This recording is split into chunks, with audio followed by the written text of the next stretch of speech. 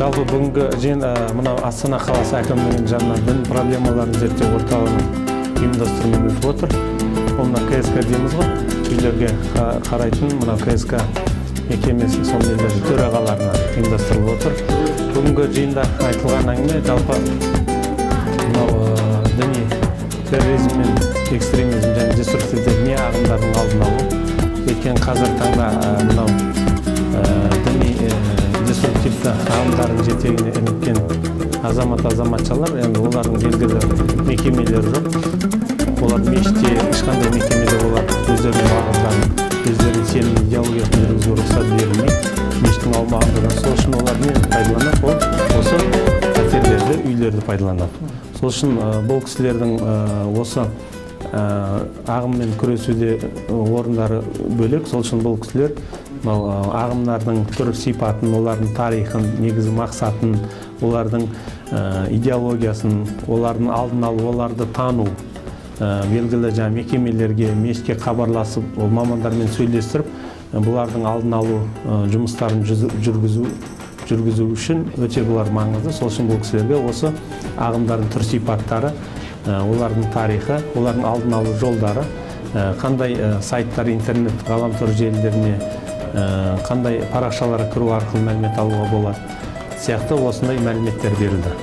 18 ғасырдан бері құрылған бұл үлкен бір теріс бағыттағы ағым болған соң, әрине ол бір-екі күнде, бір-екі осындай жиналыспен шешіле қоятын мәселе емес.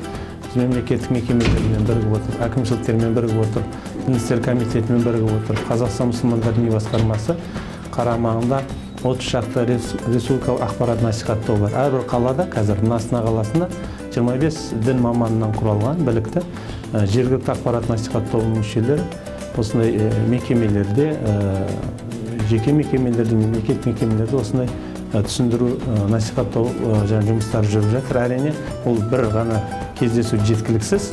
Көптеген мәселелер, сұрақтар бар. Әр осындай кездескен сайын сұрақтар туындайды. Ол кісілерде сұрақтар туындайды, соларға жауап беру арқылы бұның әрине жалғасы болғаны абзал.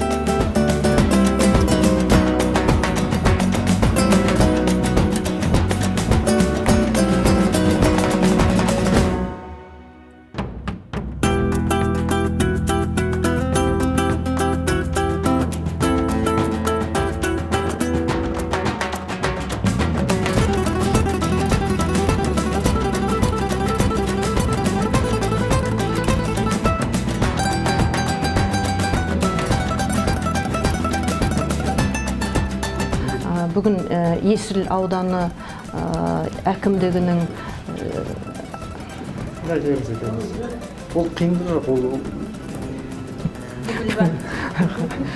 бүгін қаламыздағы Есіл ауданы әкімдігінің ғимаратында үлкен ақпараттық, танымдық үлкен бір бағдарламаны іске асырдық деп есептейміз.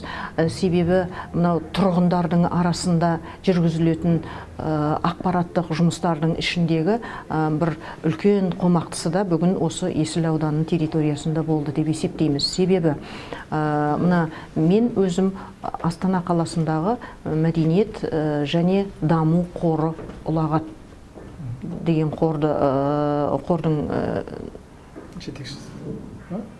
қордың өкілімін. Астына өздеріңіз жаза саласыздар ғой.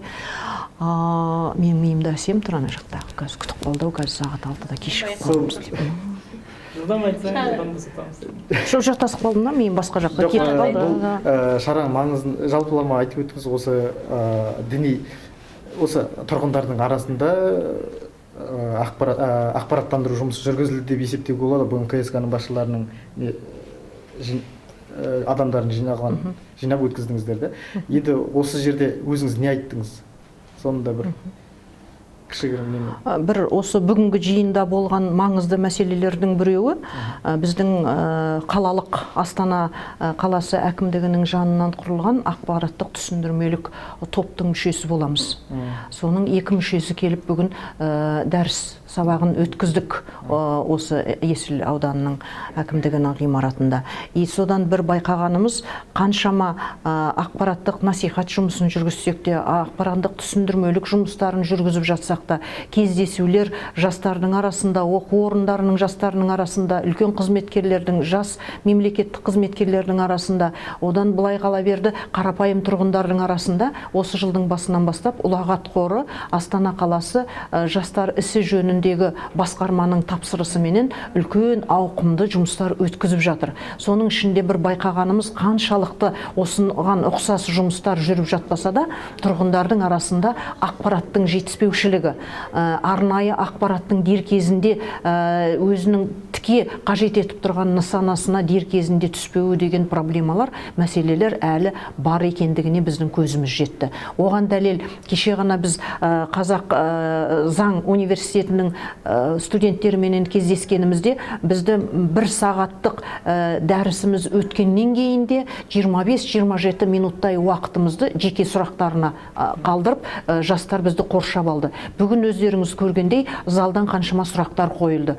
Ол мынау ислам дінінің Қазақстанда тарауы мәселесі, мынау деструктивтік радикалдық идеологиялардың кейбір жағдайларда жастар арасында, қарапайым тұрғындар арасында жолы болып кетуінің себептері жайында көптеген қызығушылық сұрақтар қойылды. Ал өзіміздің тарапымыздан, жаңағы ақпараттық қалалық түсіндірмелі топтың тарапынан біз бұл сұрақтарыңызға, бұған ұқсас туындап жатқан сұрақтарыңыздың барлығына дер кезінде нақты ақпаратты, дұрыс ақпаратты, ресми ақпаратты, заңға сәйкес ақпаратты ресми дерек көздерінен алыңыздар деген сілтемелер жасадық. Сосын барлық